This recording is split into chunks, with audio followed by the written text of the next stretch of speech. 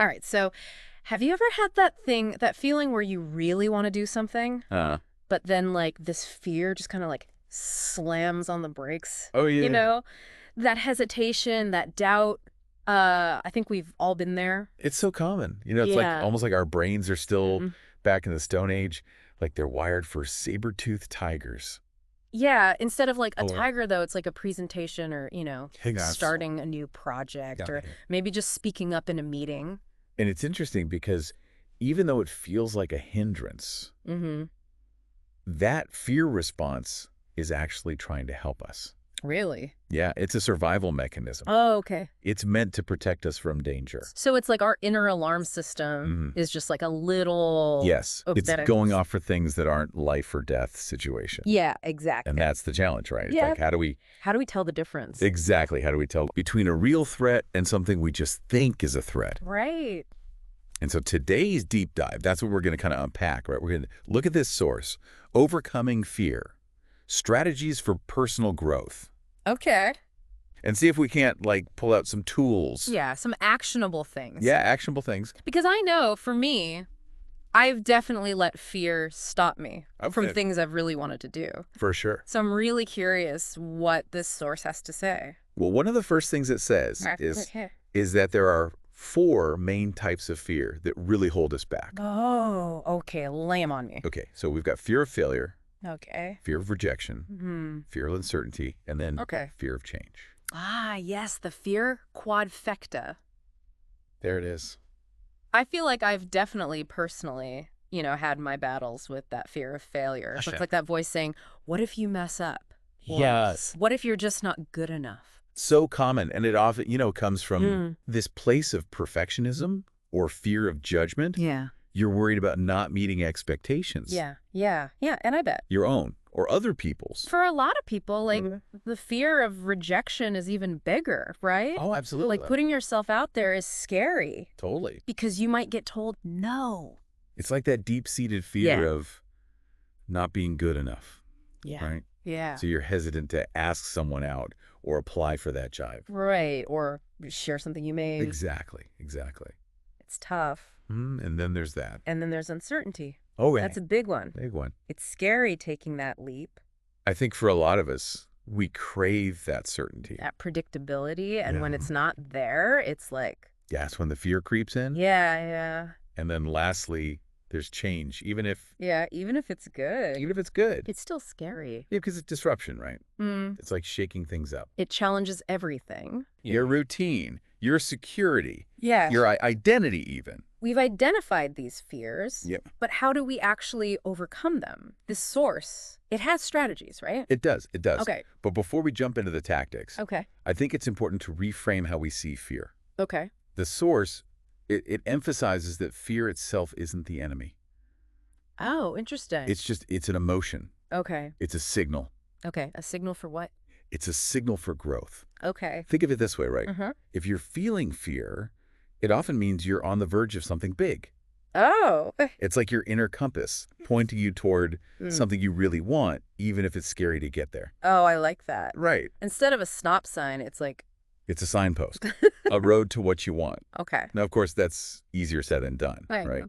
When you're in the moment Uh-huh. and fear's got you, how do you shift your mindset? How do you keep it from controlling you? That's where the source's tactical toolkit comes in. Oh, okay. Let's hear it. All right, so the first tool Mm-hmm. might seem simple, Okay. but it's powerful. All right. It's called naming your fear. So, like, are we shining a spotlight on the monster in the closet? Exactly. Okay. The things that scare us the most, they're often vague, Yeah. but when you bring them into the light, you name them. Yeah. They lose their power. It's like when you hear a weird noise in your house Mm-hmm. and then you figure out it's just the wind. Totally. Okay, so how do we do this naming thing? Do we, like, sit down with our fear? It can be that simple. Okay. Really take some time. Yeah. What's triggering your fear? Is it failing a specific exam? Is it being rejected? Okay. Is it starting a new business? Yeah. Get specific. Write it down. So we're not letting it just hide. Yeah. We're bringing it out into the open. You got it. Okay, and after we've named it, what's next? Okay, so the next tool, this is about breaking things down. Okay. It's called small steps, I've heard of that. right? It's like you don't climb a mountain in one jump. Yeah, perfect analogy. You gotta reach base camp and then another base camp. Exactly. So you're not trying to conquer the whole fear at once. Right, because that's overwhelming. You're just taking small, achievable steps. Okay, so for public speaking, it could be practicing in the mirror or with a friend. Exactly. Or for starting a business, it might be researching your market or writing a basic business plan. It's about building momentum. Yes. Each step, even if it seems tiny, is a victory over fear. Each one builds your confidence. Right. It reinforces that belief in yourself. Okay, that makes sense. And speaking of confidence, that leads us to the next tool. Oh, okay, what is it? Visualization. Okay, so that's where I get a little... I know. Ooh, you know, I'm a bit skeptical. Does just picturing it actually make it happen? I get the skepticism, but there's actually science behind this. Really? Yeah, our brains, they blur the lines between what we imagine and what's real. So if I imagine myself giving an amazing presentation, Yes. my brain thinks it's already happened. In a way, yeah. Wow. By repeatedly visualizing, you're creating a mental blueprint. Okay. Your brain starts firing the same pathways as if you were actually doing it. That's so interesting. Right. So it's like a sneak peek Yes. for your brain. A sneak peek of success. And that helps reduce the fear. Exactly. And the more you practice, the more familiar that success becomes. Okay, so we've talked about naming the fear, taking small steps, and visualizing success. What's next? Okay, so this next one, Yeah. you can use it anytime, anywhere Okay. to calm your nerves, especially in the moment. I like that. It's called the 4-7-8 breathing technique. Okay. It's all about controlling your breath to regulate your nervous system. Okay. That sounds simple and effective. It is. Which is what I like. All right, so first, get comfortable. Sit up straight or lie down if you prefer. Okay. Then put the tip of your tongue on the ridge behind your upper teeth. Tongue in place. Got it. Okay, now exhale completely through your mouth. Okay. Make a whooshing sound. Okay, whoosh. Then close your mouth and inhale deeply through your nose. Okay. To a count of 4. Inhale for 4. Got it. Good. Now hold your breath. Okay. For a count of 7. Holding, feeling zen. And then exhale slowly through your mouth to a count of 8. Exhale for 8. Make that whoosh sound again. Okay. And then repeat that cycle a few times. Got it. You might feel a little lightheaded. Yeah. That's normal. I just tried it a couple times. Yeah. And I do feel calmer. It's amazing, right? It's amazing how just breathing can change your state of mind. It's a great tool. Yeah, definitely adding that to my toolkit. Good. Now, I'm curious about the next strategy in the source. Okay. I've got to be honest, I used to resist this one. Oh, which one is that? Affirmations. Affirmations, yeah. I always thought they were a bit cheesy. Right. You know, all that I am strong stuff. I get it. But I'm open to being convinced.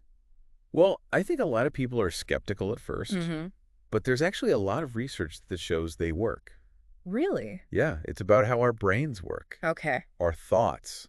They really influence our emotions and our behavior. So if we're constantly negative, Yes. we're setting ourselves up to fail. It becomes a self-fulfilling prophecy. Wow.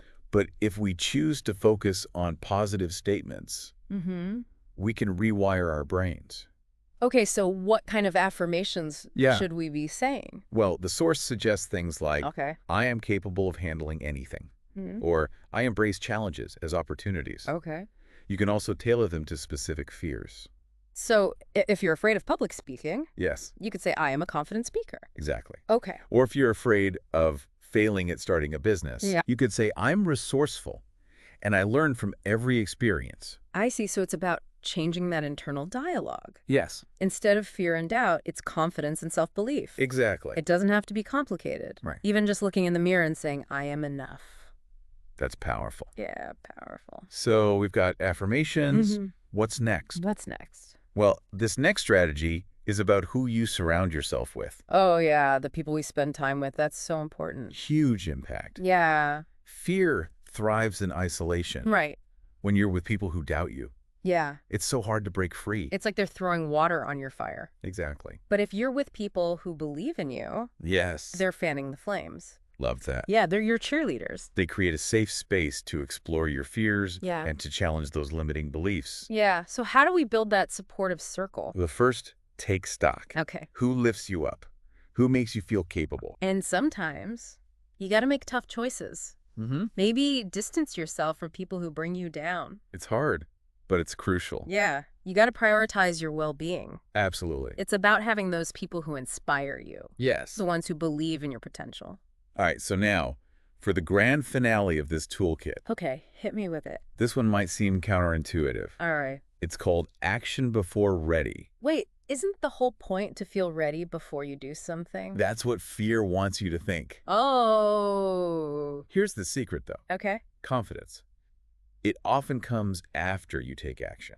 Oh, I've been there, waiting for the perfect moment. Yes. And it never comes. It's a mirage. Wow. The only way to truly beat fear Mm-hmm. is to act, even when you don't feel ready. So it's like jumping in the deep end, even if you're not sure you can swim? Yes.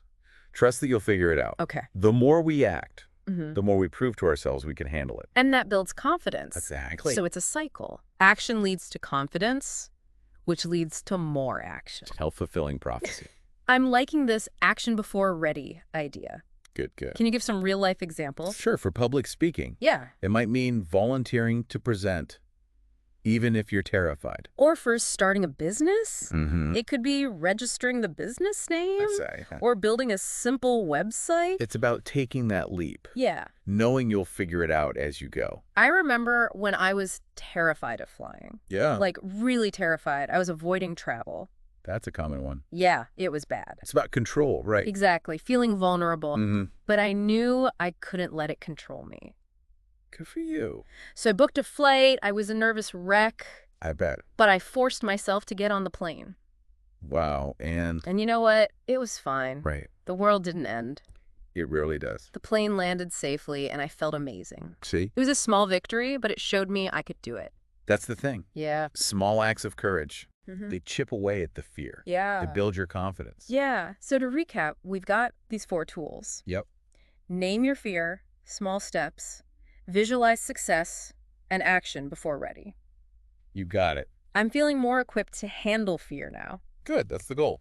Okay, so before we wrap up this part of our dive, you mentioned an inspiring story from the source. Oh, yeah. This is a great one. Okay, I'm ready for some inspiration. All right. So this source tells the story of Sarah. Okay. She had a lifelong fear of public speaking. Oh, I can relate. Right. It was so bad it was affecting her work. Yeah. She was missing out on promotions. It's a common fear, and it can be really tough. Yeah. But Sarah, she knew she couldn't let it hold her back. Hmm. She had dreams. Yeah. And she knew she needed to master this. Mm-hmm. So she decided to face it. Okay, so she started by naming her fear. Exactly. She wrote down all her fears, Okay. all those what-if thoughts. Yeah. And then she started taking small steps. Like what? Well, she joined Toastmasters. Oh, that's a great idea. Right. It's like a safe place to practice. Exactly. To get feedback. And she started visualizing. Oh, okay. She'd close her eyes and imagine giving a confident presentation. And she probably used affirmations too, right? You bet. To replace those negative thoughts. She would say things like, I'm a clear and engaging speaker, Mm-hmm. Okay. and I connect with my audience.